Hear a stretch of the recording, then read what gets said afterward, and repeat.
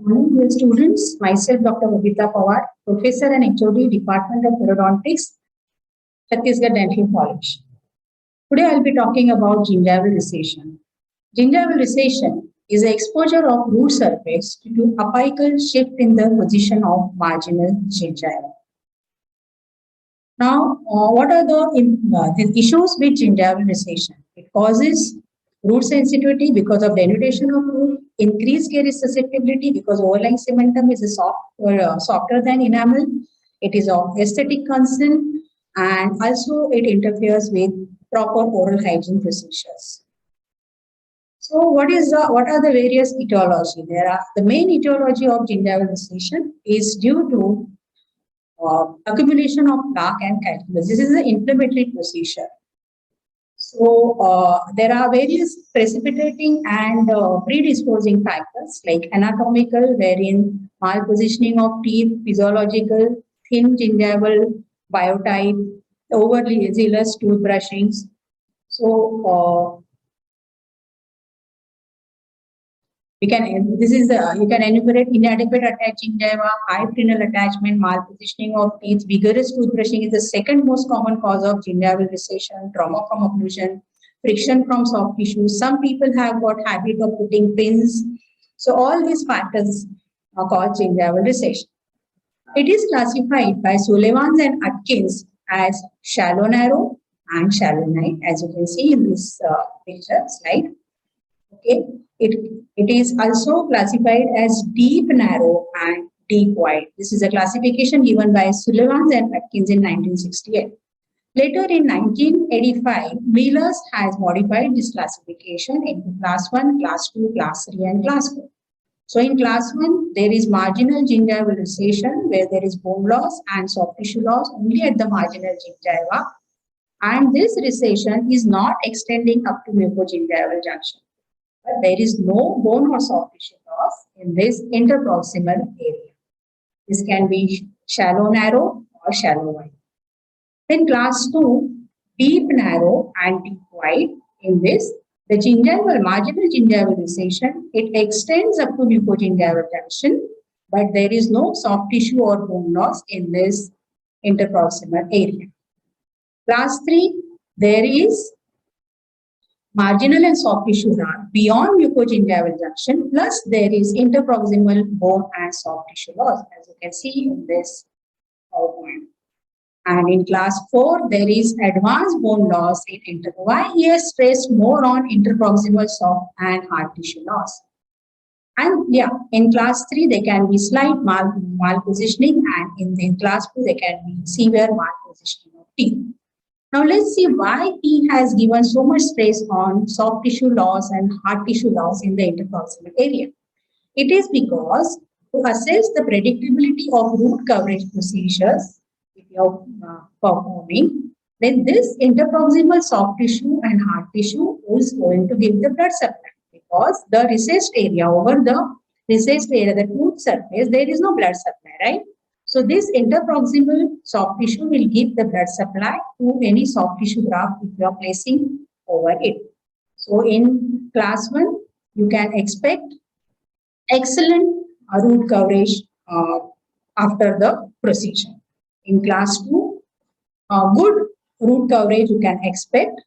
In class 3, fair, and in class 4, poor prognosis if you cover gingival recession in class 4.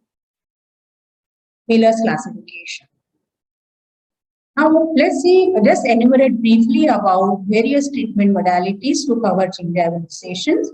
We'll be talking about this in detail when I will cover on periodontal plastic procedures. Just to enumerate, free gingival autograft, free connective tissue graft, lateral pedicle graft, coronally displaced subepithelial. I'll show you the pictures. Now, this is the pre-gingival tissue graft taken from the palate because it has got abundant soft tissue present over there. The recipient site is prepared.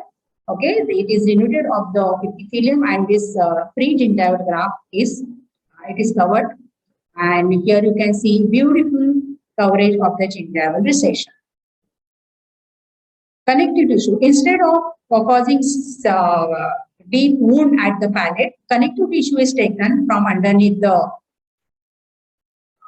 underneath the flap, and it is covered and it has got the same healing capacity plus aesthetic it gives good results. So, and this donor area, it heals with primary intention. So here you can see connective tissue graft test, and you can very well see coverage of the gingival recession.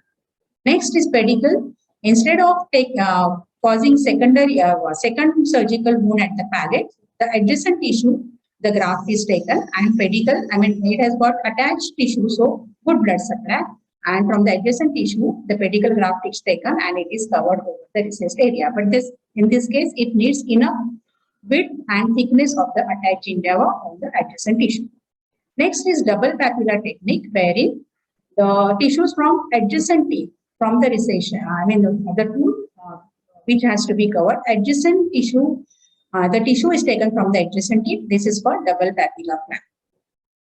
Next, coronally displaced, you take the tissue from the portion apical to the recess area, two vertical incisions, then horizontal, and the incision given. Vertical incisions are given beyond the mucogingival junction. Once this tissue becomes mobile, it is displaced coronally, as you can appreciate in this, and this recession is covered. Tarnos procedure, where 2 to 3 millimeter, not more than 2 to 3 millimeter recession coverage is to be performed. You give semilunar incisions, you can extend it up to the alveolar mucosa. The semilunar incision, you can join it with the circular incision. Once this tissue becomes mobile, it covers the gingival recession. No need to give sutures in these procedures. Multiple recession, but not more than 2 to 3 millimeter. You can expect. Subepithelial, in this case, you sandwich the connective tissue graft from the palate. Multiple gingival recession you can cover in this. This is the gold standard technique. But then in this technique, you need to have enough thickness of the attached gingiva and enough depth of the vestibule plus enough thickness of the gingival tissue. So wherein what is done in this case, you take the connective tissue graft from the palate mostly.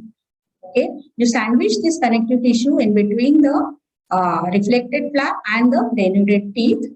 You suture it coronally, and you can see the result in this picture. Next, GTR. Instead of taking connective tissue graft from the other side, in this case, the membrane is used, wherein you reconstruct the tissue over the recessed area. The GTR membrane, full thickness graft flap is reflected, the membrane is placed, and over this flap is covered. And this, if it is a non-resorbable membrane, it is to be removed after one month. And you can see in this picture, this recession is very well covered. Isolated recession coverage you can expect in this case. Then pouch and tunnel, to avoid maximum incisions and flap reflection, pouch and tunnel technique is done over this thing. But then the connective tissue graft is taken from the palate, and that connective tissue is sandwiched in between the on the recessed teeth and the reflected flap. I'll show you the picture. See here, connective tissue graft is taken, the flap is reflected, and this connective tissue graft is sandwiched here. You can see here, and it is this flap is sutured coronally. So see here, and you can very well appreciate the coverage here, the recession, and this is the coverage of the gingival recession. So in this procedure also, you need enough depth of vestibule and enough thickness of the gingiva. These are just in briefly to enumerate various surgical techniques to cover the gingiva.